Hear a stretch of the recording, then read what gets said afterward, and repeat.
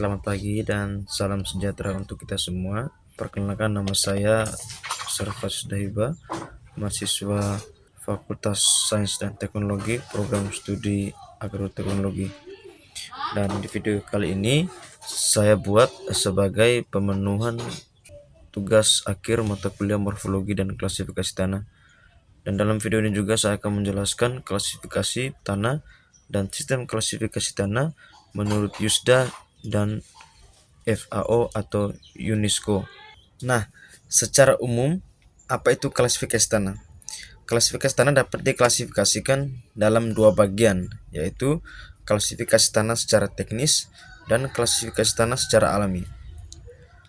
Klasifikasi tanah teknis adalah pengelompokan tanah berdasarkan kegunaannya secara khusus.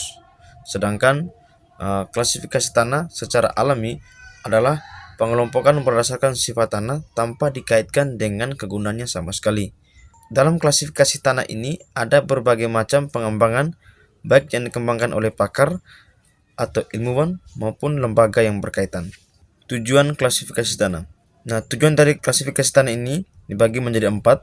Yang pertama, mengelompokkan, mengorganisasi, serta menata tanah. Yang kedua, mengetahui secara mendalam mengenai hubungan individu tanah. Yang ketiga, memberikan kemudahan dalam mengingat sifat-sifat tanah. Dan yang terakhir, dimanfaatkan untuk menaksir sifat, melakukan penelitian, serta untuk mengetahui lahan yang baik. Nah, setelah mengenal tujuan dan juga pengertian dari klasifikasi tanah, kita juga mengenal macam-macam klasifikasi tanah. Yang pertama itu ada isogenus, yang artinya suatu tanah memiliki genesis yang sama. Yang kedua, isomorf, artinya tanah yang memiliki kenampakan yang sama. Yang ketiga, isofungsi, artinya tanah yang memiliki fungsi sama dalam suatu lingkup. Dan yang terakhir ada isotropik, artinya tanah yang memiliki lokasi yang sama. Klasifikasi tanah menurut USDA. Nah, sebelum kita mengenal lebih dalam tentang klasifikasi tanah menurut USDA, kita terlebih dahulu mengenal pengertian dari USDA itu sendiri. USDA merupakan kependekan dari United States Department of Agriculture, yaitu sebuah lembaga atau Departemen Pertanian Amerika Serikat. Nah, di Indonesia sendiri, sistem klasifikasi tanah menurut USDA ini lebih dikenal dengan sistem klasifikasi tanah tekstur.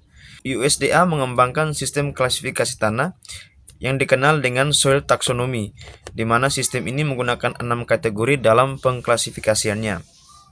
Nah, ke-6 kategori ini dapat kita lihat. Yang pertama, 1. Ordo tanah atau order. Yang kedua, suborder tanah atau suborder. Yang ketiga, kelompok tanah atau grid group. Yang keempat, subkelompok tanah atau subgroup. Yang kelima, famili tanah. Dan yang terakhir, seri tanah. Nah, setelah itu klasifikasi tanah menurut FAO atau UNESCO. Dalam klasifikasi tanah ini, UNESCO membagi dalam beberapa bagian. Tanah menurut FAO bagi atau dikelompokkan menjadi beberapa bagian. Setidaknya ada 25 bagian yang sudah dibagikan. Yang pertama, tanah flusivol. Yang kedua, bleisol. Yang ketiga, regosol. Yang keempat, litosol. Yang kelima, arenosol. Yang keenam, renzina. Yang ketujuh, rangker. Yang kedelapan, andosol. Yang ke-9, vertisol. Yang ke-10, solonet. Yang ke-11, yermosol. Yang ke-12, sekrolsol.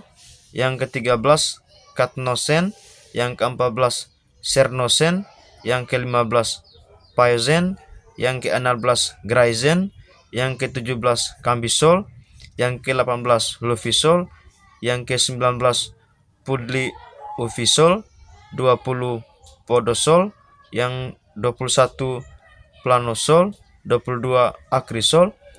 Yang ke-23, nitrosol. 24, ferasol. Dan yang terakhir, hitosol. Demikian video singkat berkaitan dengan klasifikasi tanah. Kurang dan lebihnya saya mohon maaf. dan semoga video ini dapat bermanfaat bagi kita semua. Terima kasih.